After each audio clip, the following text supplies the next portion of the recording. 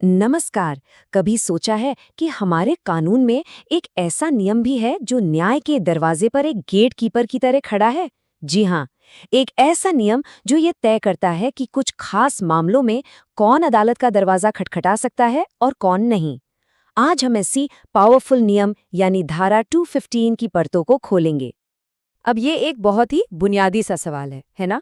आमतौर पर हम सब यही मानते हैं कि अगर कोई अपराध हुआ है तो कोई भी व्यक्ति उसकी रिपोर्ट कर सकता है और कानूनी कार्रवाई शुरू करवा सकता है। लेकिन यहाँ एक ट्विस्ट है। कुछ खास तरह के अपराधों के लिए, खासकर वो जो सरकारी कामकाज या न्याय प्रक्रिया से जुड़े हैं, उनके लिए नियम अलग हैं। और बस यहीं से मामला थोड़ा पेचीदा हो जाता है। तो चलिए, इसे समझने के लिए हमारे आज के रोडमैप पर एक नज़र डालते हैं। हम सबसे पहले समझेंगे कि ये न्याय के द्वारपाल कौन हैं, फिर जानेंगे कि असल में रोक क्या है। इसके बाद हम लोक सेवकों और अदालतों की शिकायतों को अलग अलग देखेंगे, कुछ दिलचस्प अपवादों पर बात करेंगे और आखिर में इस पूरे कानून के पीछे के संतुलन को समझने की कोशिश करेंगे। तो शुरू करते हैं पहले सेक्शन से।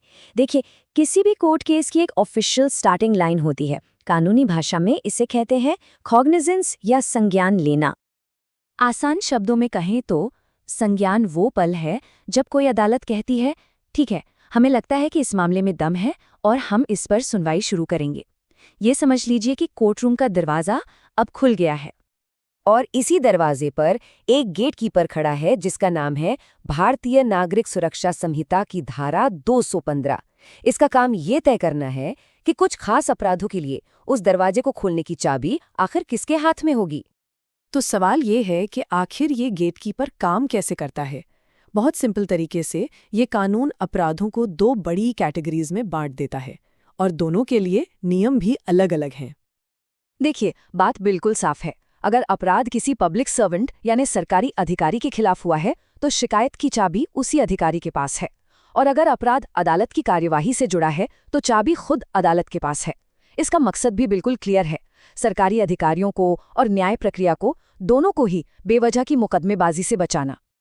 तो आइए पहले बात करते हैं पब्लिक सर्वेंट्स की।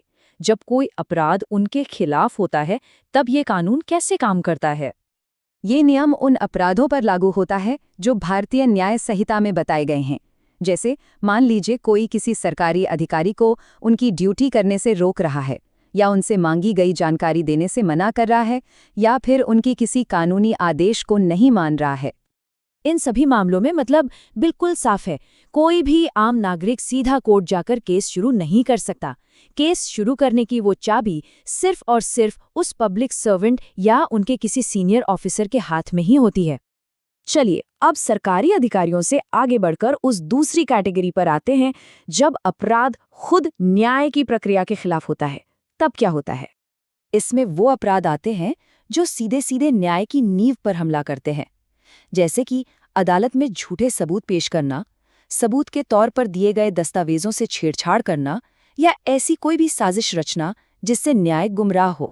यहाँ कानून और भी सख्त है। गेटकीपर खुद अदालत है। न्याय की गरिमा और प्रक्रिया की पवित्रता बनाए रखने के लिए ये अधिकार सिर्फ उसी अदालत को दिया गया है जिसके सामने वो अपराध हुआ है। और हाँ, एक जरूरी बात, जब हम अदालत कहते हैं तो इसका मतलब सिर्फ क्रिमिनल कोर्ट नहीं है। इस कानून के दायरे में सिविल कोर्ट, रेवेन्यू कोर्ट और सरकार द्वारा बनाए गए कुछ खास ट्रिब्यूनल्स भी आते हैं। अच्छा, तो अब हमने मुख्य नियम तो समझ लिए, लेकिन जैसा हर अच्छे कानून के साथ होता है, इसमें भी कुछ दिलचस्प अपवाद और बारीकियां हैं। चलिए उन पर एक नज़र डालते हैं। इसमें एक बहुत ही अनोखा प्रावधान है, शिकायत वापस लेने का। मान लीजिए एक पब्लिक सर्वेंट ने शिकायत दर्ज कर दी, लेकिन बाद में उनके किसी सीनियर ऑफिसर ने उस शिकायत को वापस लेने का आदेश दे दिया। तो जैसे ही ये आदेश कोर्ट पहुंचेगा, कोर्ट उस मामले पर आगे की सारी कार्यवाही रोक देगी। लेकिन इस पावर पर एक बहुत बड़ी लिमिट भी है। अगर केस का ट्रायल खत्म हो चुका है, मतलब मुकदमा पूरा हो गया है, तो उसके बाद शिकायत वापस नहीं ली जा सकती। अब यहाँ एक बहुत ही जरूरी और प्रैक्टिकल सवाल उठता है। सोचिए, अगर किसी ने एक फर्जी दस्तावेज बनाया, लेकिन ये काम उसने दस्तावेज को अदालत में पेश करने से पहले ही कर लिया था, तो क्या तब भी ये स्पेशल नियम लागू होगा? इस पर सुप्रीम कोर्ट का एक बहुत ही अहम फैसला है। कोर्ट ने ये साफ किया कि धारा 215 का प्रतिबंध सिर्फ तभी लागू होता है जब दस्तावेज के साथ कोई छेड़छाड़ या जालसाजी उस वक्त हुई हो जब वो दस्तावेज कोर्ट की कस्टडी में था, यानी अदालती कार्रवाई का हिस्सा बन चुका था। अगर जालसाजी बाहर हुई और फिर उसे कोर्ट में पेश किया गया है तो कोई भी व्यक्ति शिकायत दर्ज कर सकता है। तो इन सभी तकनीकी डिटेल्स के बाद चलिए कदम पीछे हटते हैं और इस कानून के पीछे की बड़ी वजह को समझने की कोशिश करते हैं। आखिर इस नियम की जरूरत ही क्यों है? देखिए, इस कानून का असली मकसद पब्लिक सर्वेंट्स और अदालतों को परेशान करने वाले या झूठे मुकदमों से बचाना है। सोच ये है कि अगर वो अपना सारा समय और ऊर्जा ऐसे ही मुकदमों से लड़ने में लगा देंगे तो वो अपना असली काम कब करेंगे? और यहीं हम एक बहुत बड़े सवाल पर आकर रुकते हैं। क्या ये कानून अधिकारियों के लिए एक जरूरी सुरक्षा कवच है या फिर ये एक तरह का विशेषाधिकार बन जाता है?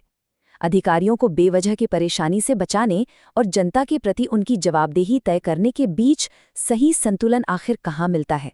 ये एक ऐसा सवाल है जिस पर सोचना बहुत जरूरी है।